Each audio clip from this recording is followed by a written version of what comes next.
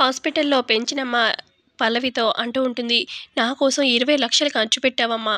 ఎక్కడి నుంచి తెచ్చావు? అసలెంత కష్టమై ఉంటుంది నీకు?" అప్పుడు పల్లవి, "అయ్యో అమ్మ! నువ్వు డబ్బుల గురించి ఏం ఆలోచించకు. నేనంతా చూసుకుంటాను. నువ్వు ఏమి ఏడవకు" అని చెప్పి అనగానే, అప్పుడు పెంచినమ్మంటుంది, "నేను పెంచిన తల్లయినా కూడా నీవు ఏమాత్రం తేడా చూడకుండా నా కోసం ఇంత డబ్బులు ఖర్చు పెట్టావు అని చెప్పి అనగానే, పెంచిన తల్లి, "అలా అలా ఏం అనకమ్మా. నువ్వేమన్నా నన్ను బయట అమ్మాయిలా చూసావా?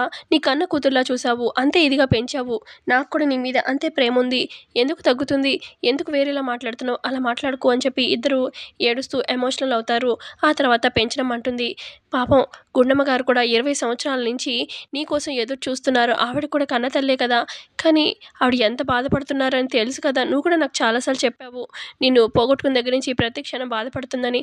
మరి ఆవిడకి చెప్పొచ్చు కదా! నువ్వే తన కూతురువని. ఎందుకని ఇంకా చెప్పలేదు" అని ఈవిడ అడుగుతూ ఉంటే అప్పుడు పల్లవి, "అంటే అమ్మా, నీకు చెప్పాను కదా జంగమయ్య గురించి. ఆయన చెప్పారు కదా! కొంచెం కొన్ని రోజులు చెప్పొద్దు అని. సర్దుమరిగాక నేనే మెల్లగా చెప్తాను. అప్పటిదాకా చెప్పి వాళ్ళు ఈ గండాలు అవి ఇవన్నీ ఎందుకు వాళ్ళని ఇబ్బంది పెట్టడం. అందుకే నేను చెప్పలేదమ్మా. చూద్దాంలే. ఇప్పటికైతే నేను చెప్పదలుచుకోలేదు.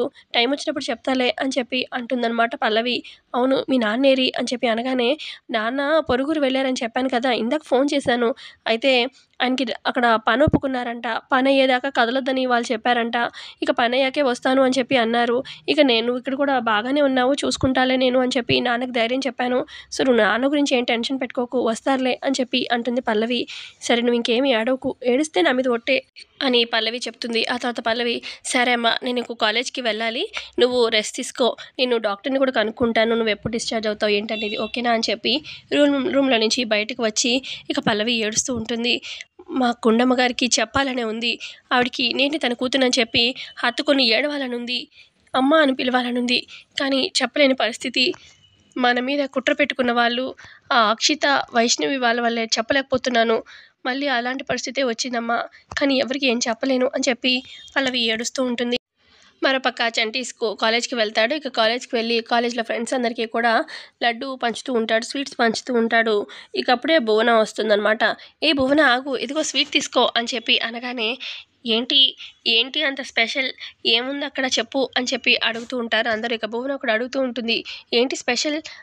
అనగానే, "నాకు సిగ్గేస్తుందమ్మా" అని చెప్పి అంటాడు చంటి. "సిగ్గేస్తుందా? కొంపదీసి అక్షిత ఏమన్నా ప్రెగ్నెంటా?" అని చెప్పి అడుగుతుంది. ఇక నిజంగా ప్రెగ్నెంట్ అయితే ఎంత బావుండు అన్నట్టుగా అనుకుంటూ ఉంటాడు చంటి మనసులో. ఆ మాటే ఎంత బావుంది అని చెప్పి అనుకుంటూ ఉంటాడనమాట చంటి మనసులో. "నువ్వు నాన్నవయ్యావా? అందుకే సిగ్గుపడుతున్నావా? ఓహ్! కంగ్రాట్స్" అని చెప్పి అంటూ ఉంటే ఈ లోపల అక్షిత రానే వస్తుంది. "ఏంటి అందరూ స్వీట్స్ తింటున్నారు" అని చెప్పి అనగానే అక్కడ ఉన్న వాళ్ళంతా కూడా "కంగ్రాట్స్ అక్షిత" అని చెప్పి అందరూ తన నోట్లో స్వీట్ పెడతారు. "ఏంటి అందరూ స్వీట్ పెట్టారు? ఏంటి స్పెషల్?" అనగానే, "ఇప్పుడే చంటి చెప్పాడు. నువ్వు ప్రెగ్నెంట్ అంట కదా! కంగ్రాట్స్" అని చెప్పి భువన అంటూ ఉంటే, "హే! నేను ప్రెగ్నెంట్ ఏంటి? చంటి నువ్వు చెప్పావా?" అని చెప్పి అక్షిత అంటూ ఉంటే, "అయ్యో లేదు, తనే భువననే అడిగింది. నువ్వు నాన్నవ కాబోతున్నావా ఏంటి" అని చెప్పి, నేను అవునని కూడా ఏం అనలేదు. వాళ్ళే అలా కల్పించేసుకొని అనుకున్నారు అని చెప్పి అనగానే, ఈ లోపల భువన స్వీట్ తినేసి ఉంటుంది కదా! యాక్చువల్‌గా ఏంటంటే మా అన్నయ్య వదినకి అంటే పల్లవికి పెళ్లి ముహూర్తం సెట్ చేశారు. పెళ్లి డేట్ ఫిక్స్ అయింది. అందుకే ఆ సందర్భంగా నేను స్వీట్స్ పంచాను అని చంటి చెప్పడంతోనే ఇక పొరబోతుందనమాట. పొరబోయి దగ్గొస్తూ ఉంటుంది భువనకి. ఈ లోపల అక్కడికి పల్లవి వచ్చి తల మీద కొట్టి "వాటర్ తాగు" అని ఇస్తూ ఉంటే, "నువ్విచ్చే వాటర్ నాకేం వద్దు" అని చెప్పి అంటుంది భువన.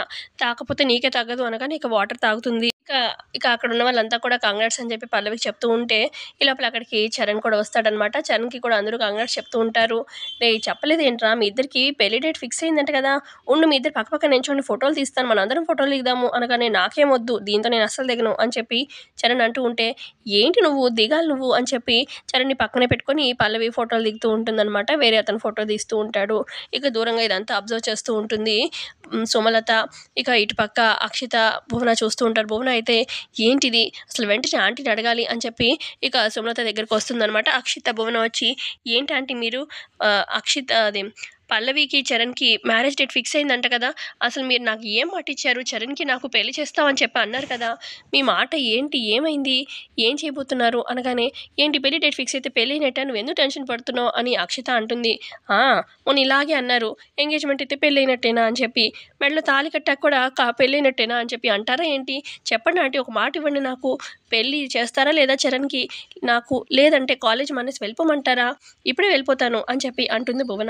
అప్పుడు సుమలత అంటుంది, నీ దగ్గర దాచేదే ఉంది, వాళ్ళిద్దరికి పెళ్లి డేట్ అయితే ఫిక్స్ అయింది, కానీ పెళ్ళి ఎవరు ఏమనుకున్నా కూడా పెళ్ళి జరగనే జరగదు, చూస్తూ ఉండు, 30 రోజులు టైం ఉంది కదా, నేను ఏదో ఒకటి చేస్తాను అని చెప్పి అంటుంది సుమలత. మరోపక్క అందరూ ల్యాబ్లో ఉంటారనమాట. ఎక్స్పెరిమెంట్స్ అవి చేస్తూ ఉంటారు. పల్లవి అప్పుడే రాబోతూ ఉంటుంది ల్యాబ్లోకి. ఈలోపు చంటి, చరణ్ ఇద్దరు పక్కన పక్కనే ఉండి ల్యాబ్లో ఎక్స్పెరిమెంట్ చేస్తూ ఉంటే అక్షిత పక్కన భువన ఉంటుంది. చంటి అక్కడ ఉన్నాడు, చంటికి బుద్ధి లేదు, చంటి పక్కన ఉంటే నేను వెళ్ళి చరణ్తో కలిసి ఎక్స్పెరిమెంట్ చేసేదాన్ని కదా అని చెప్పి అంటూ ఉంటుంది భువన. ఈ లోపల పల్లవి అటు రావడంతో చంటి పిలుస్తాడు. ఇట్రా పల్లవి అని చెప్పి పిలిచి, ఫ్రెండు నువ్వు అన్నీ పక్కన ఉండు, నేను పక్కకి వెళ్తాను అని చెప్పి చరణ్ పక్కన పల్లవి నించోపెట్టి చంటి పక్కకి వెళ్ళిపోతాడు. దూరంగా ఇదంతా అబ్జర్వ్ చేస్తూ ఉంటారు భువన, అక్షిత. చంటి కావాలని వాళ్ళిద్దరికి దగ్గర అవ్వాలని ఇలా చేస్తున్నారు, అసలు పల్లవిని చూస్తుంటేనే చిరాకు వస్తుంది అని చెప్పి అంటూ ఇక భువన ఇలా అంటుంది పల్లవితోని, ఏ పల్లవి నువ్వేంటి చరణ్ పక్కన, లే నేను వెళ్ళి చేస్తాను అనగానే, ఏంటి నువ్వు ఇక్కడికి వచ్చేది, బయటికి వెళ్ళి భజన చేసుకో అని చెప్పి అంటుంది పల్లవి. ఇక అలా పల్లవి అనేసరికి అందరూ అక్కడ ల్యాబ్లో ఉన్న మిగతా స్టూడెంట్స్ అందరూ నవ్వుతారు. ఇక భువనకి చాలా ఇన్సల్ట్ అనిపిస్తుంది. ఇక వెళ్ళి ఒక యాసిడ్ బాటిల్ తీసుకొస్తుంది. అప్పుడు అక్కడున్న అక్షిత, యాసిడ్ బాటిల్ తెచ్చావేంటి, అది పగిలితే ఇంకేమైనా ఉందా అనగానే, నేనెందుకు పగలగొడతాను, అది పల్లవి పగలగొట్టేలా చేసి ఆ ల్యాబ్ అంతా పాడేలా చేసి ఇదంతా పల్లవి చేసిందని చెప్పి దాని మీద వచ్చేలా చేస్తాను అని చెప్పి అంటూ ఉంటుంది. ఇక భువన యాసిడ్ బాటిల్ తీసుకొని పల్లవి దగ్గరకు వస్తూ ఉంటుంది. పల్లవి అప్పుడే అటువైపు తిరగగానే ఇక భువనకి టచ్ అవడంతో భువన తన చేతిలో ఉన్న యాసిడ్ బాటిల్ కింద పడి పగలడంతో ఇక అందులోంచి యాసిడ్ వేపర్స్ అన్ని బయటకు వచ్చి ఆవిరితోని అక్కడ ఉన్న వాళ్ళంతా దగ్గొచ్చేస్తుందనమాట. ఊపిరాడకుండా అయిపోతూ ఉంటుంది. అందరూ ల్యాబ్ రూమ్లో నుంచి బయటికి పరుగులు పెడతారనమాట. ఇక చరణ్ దగ్గర ఉండడంతో ఆ ఊపిరంతా లోపలికి వెళ్ళిపోయి ఆ వేపర్ అంతా ఇక తను స్పృహ తప్పిపోయి అక్కడే పడిపోతాడు. ఇక వీళ్ళంతా మిగతా వాళ్ళంతా కూడా బయటకు వచ్చేస్తారనమాట. ఇక అక్కడికి గుండమ్మ, సుమలత వచ్చి ఏమైంది అని అడుగుతూ ఉంటారు. ల్యాబ్లో ఇలా యాసిడ్ బాటిల్ పగిలిపోయింది, అందుకే ఇలా బయటకు వచ్చాము అని చెప్పి చెప్తూ ఉంటే అప్పుడు భువన అంటుంది, ఇదంతా ఇదిగో ఈ పల్లవి వల్లే, పల్లవి పగలగొట్టింది యాసిడ్ బాటిల్ అని చెప్పి అనగానే, ఇదికి చరణేడి అని చెప్పి అంటుంది సుమలత. అయ్యో అక్కడే ఉన్నట్టున్నాడు అన్నయ్య అని చెప్పి అనగానే పల్లవి, నేను వెళ్తాను అని చెప్పి లోపలికి వెళ్ళి చరణ్ ఏమో స్పృహ తప్పిపోయి ఉంటాడు. అలాగే ఎత్తుకొని బయటకు తీసుకొచ్చి కూర్చోపెడుతుంది. అయ్యో చరణ్ ఏమైంది నాన్న అని చెప్పి సుమలత కంగారు పడుతూ ఉంటే ఇక పల్లవి మొహం మీద నీళ్ళు కొడుతుంది. మెల్లగా చరణ్కి మెలకు వస్తుంది.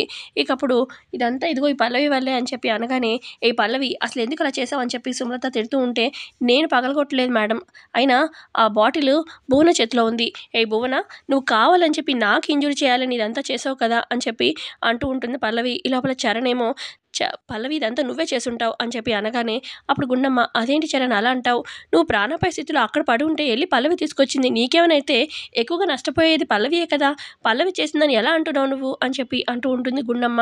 ఇక పల్లవి ప్రశ్నిస్తుంది అక్కడున్న భువనని, భువన నువ్వు నాకు ఇంజురీ చేయాలని ఇదంతా చేసావు, నా మీద నెట్టాలని చెప్పి, అయినా నువ్వు యాసిడ్ బాటిల్ అక్కడ ఎక్కడో ఉంటే మనకి ఇచ్చిన ఎక్స్పెరిమెంట్ ఏంటి, అది చేయాలి కదా, కానీ నీ చేతిలో ఆ యాసిడ్ బాటిల్ ఎందుకు వచ్చింది, కావాలన్నా అది కూడా నా దగ్గరికి వచ్చావు, అది ప్లేస్ ఎక్కడో పెడదామని చెప్పి వచ్చావు, మరి నా దగ్గరికి ఎందుకు వచ్చావు అంటే కావాలనే కదా ఇదంతా నువ్వే చేసావు అని చెప్పి పల్లవి అలా చెప్తూ ఉంటే ఇక సుమలత అక్షితని చూస్తూ ఉంటే, అవును భువననే చేసింది అన్నట్టుగా సైకిల్ చేస్తుంది సుమలతకి. ఇక సుమలత ఏం చెప్పాలా అన్నట్టుగా చూస్తూ ఉంటుంది. సో ఇంతే అండి ఎపిసోడ్లో జరిగింది. నచ్చితే లైక్ చేయండి. Thanks for watching.